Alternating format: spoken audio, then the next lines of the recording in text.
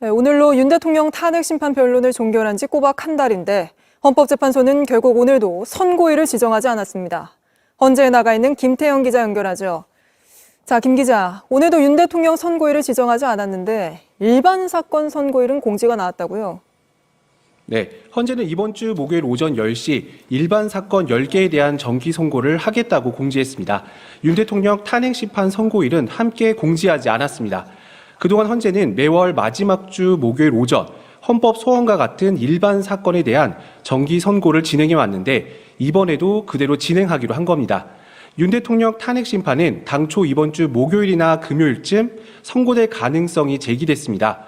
그런데 목요일에 일반 사건에 대한 선고를 하겠다고 공지하면서 이번 주 가능한 선고일은 금요일만 남은 상황입니다.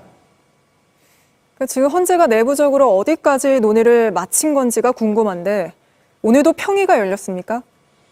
네, 오늘도 재판관들은 오후 2시부터 평의를 연 것으로 파악됐습니다.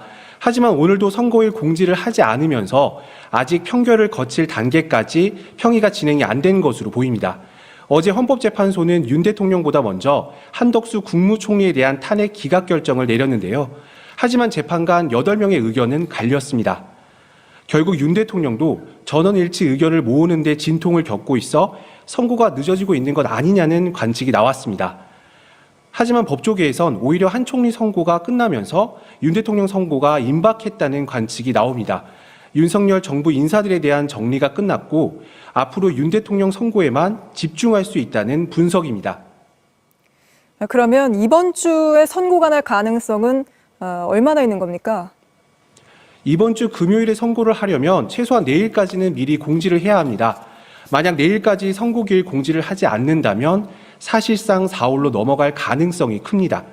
문영배 헌법재판소장 권한대행과 이미선 재판관의 임기가 마무리되는 4월 18일 전에는 결론이 나올 거라는 분석이 지배적입니다.